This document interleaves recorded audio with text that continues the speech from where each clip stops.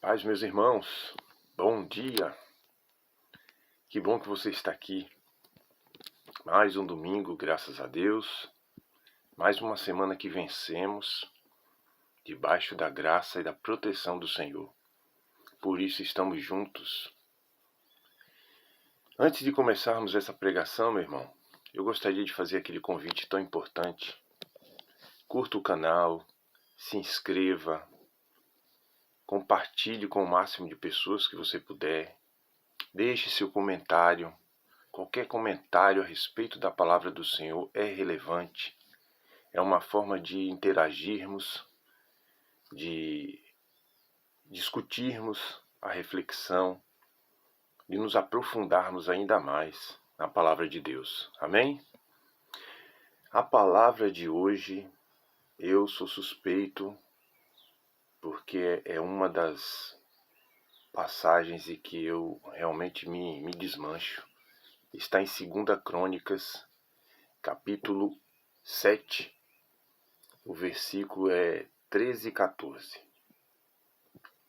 Se eu cerrar os céus e não houver chuva, ou se ordenar os gafanhotos que consumam a terra, ou se enviar peste entre o meu povo, e se o meu povo, que se chama pelo meu nome, se humilhar, e orar, e buscar a minha face, e se converter dos maus caminhos, então eu ouvirei dos céus, e perdoarei os seus pecados, e sararei a sua terra.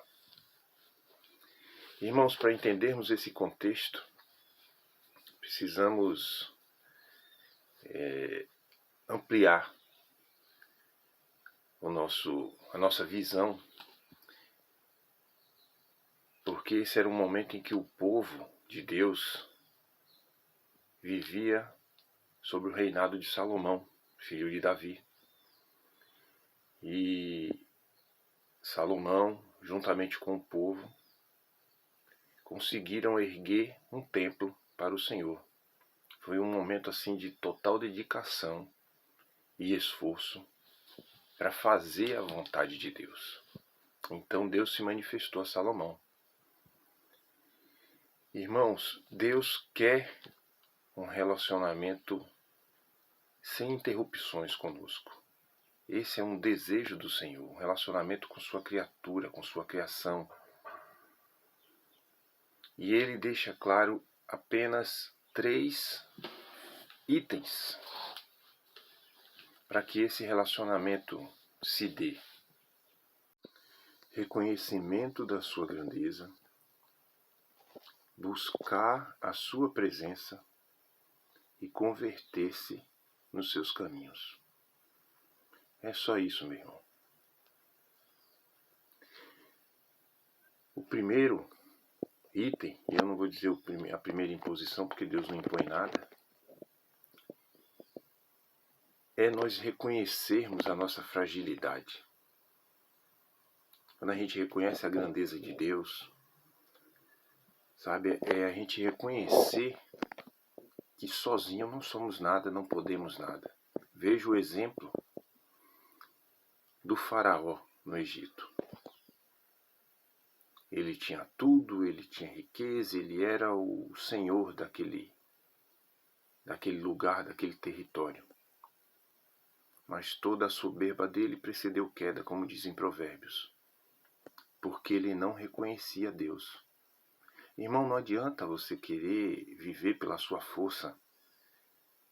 Não adianta você querer fazer tudo do seu jeito. Tudo isso está fadado ao fracasso, porque sem Deus não somos nada, não reconhecemos nada. E quando você não reconhece a grandeza do Senhor, você está sendo um filho ingrato, porque tudo que você tem e que você conquista não foi por seus próprios méritos. Foi pela permissão do Senhor. Foi pela bênção, pela graça dele derramada sobre você. Então não existe você sem Deus. Precisamos reconhecer nossa dependência do Senhor. Tudo de bom que acontece em nossa vida é Deus. Não é por seu próprio mérito, não é porque você é forte e poderoso. Não existe isso. Precisamos ter essa consciência. Precisamos abrir mão do nosso orgulho, dessa vontade de se autoafirmar suficiente. Não somos. Precisamos de Deus. Somos dependentes dele. Deus sem a gente é Deus e a gente sem Deus é nada. Um sopro que se esvai a qualquer momento.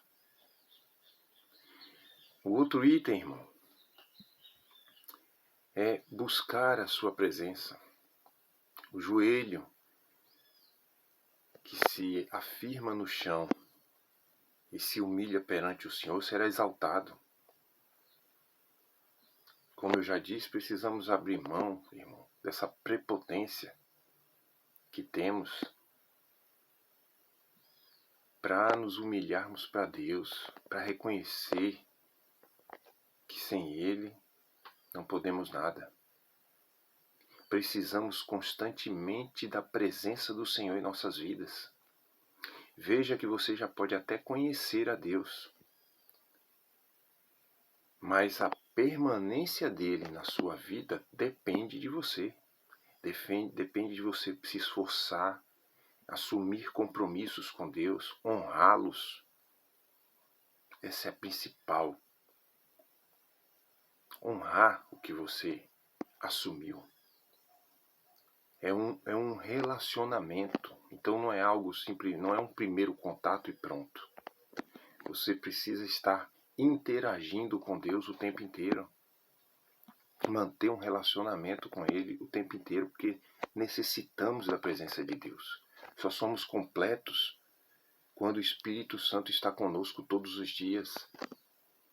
E como é que você quer esperar que Deus lute por você e faça tudo por você se você não busca, se você não o convida para a sua vida?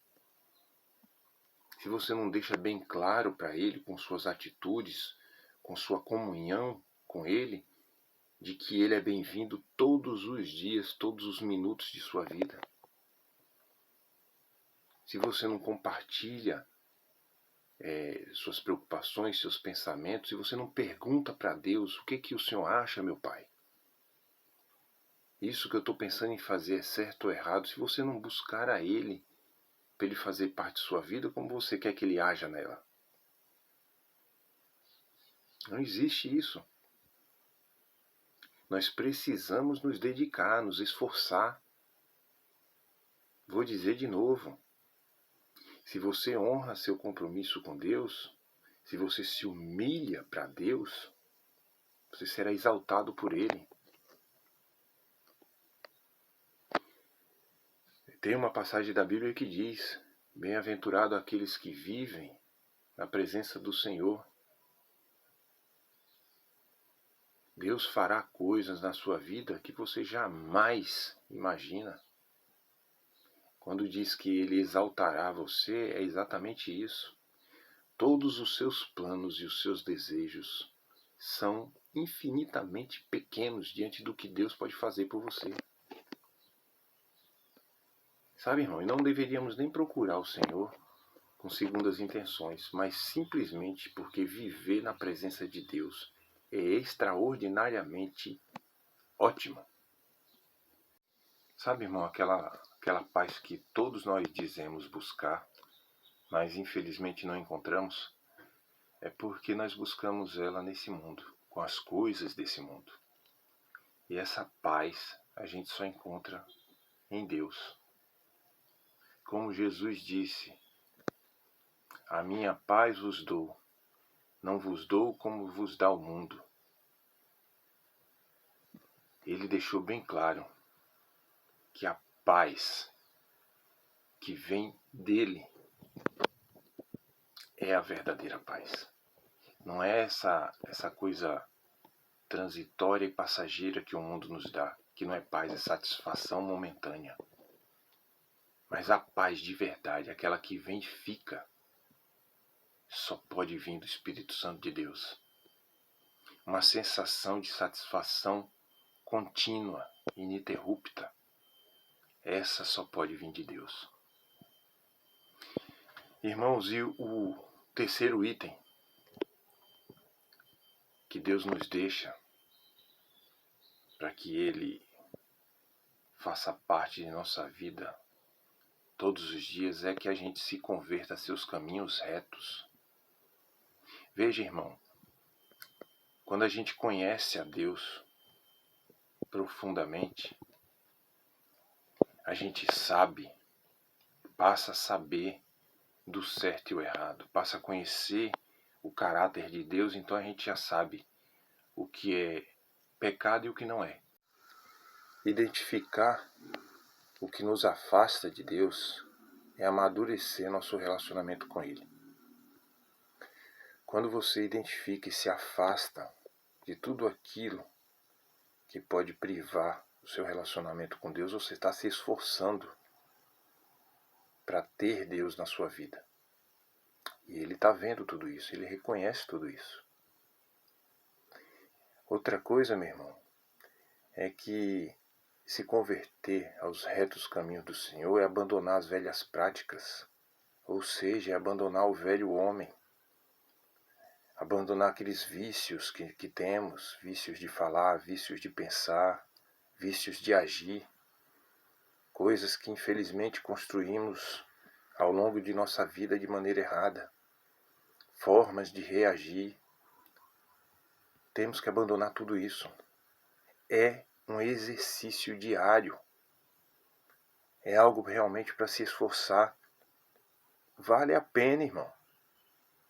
Vale a pena. Você está fazendo isso por Deus, por aquele que faz de tudo por você. E já o faz, mesmo sem você fazer nada por ele. Então seja grato. De que forma? Se afaste do mal. Negue o mal. Negue o pecado e o diabo fugirá de você. Mas é um exercício constante, diário. Eu quero terminar agora, irmãos, com uma passagem que eu acredito que complementa essa reflexão de 2 Crônicas. Ela está em Jeremias capítulo 29, do versículo 11 ao 13. E diz assim: Porque eu bem sei os pensamentos que penso sobre vós, diz o Senhor, pensamentos de paz e não de mal, para vos dar o fim que esperais. Então me invocareis e ireis e orarei a mim, e eu vos ouvirei. E buscar-me-eis e me achareis quando me buscardes de todo o vosso coração. Amém? Reflitam nessas duas palavras. Reflitam em tudo que nós conversamos hoje. E vamos pôr em prática, irmãos. Vamos pôr em prática esse relacionamento agradável, sabe, amoroso, valoroso que Deus quer ter conosco. Amém? Até o próximo domingo. Fiquem com Deus e que o Senhor abençoe a sua semana.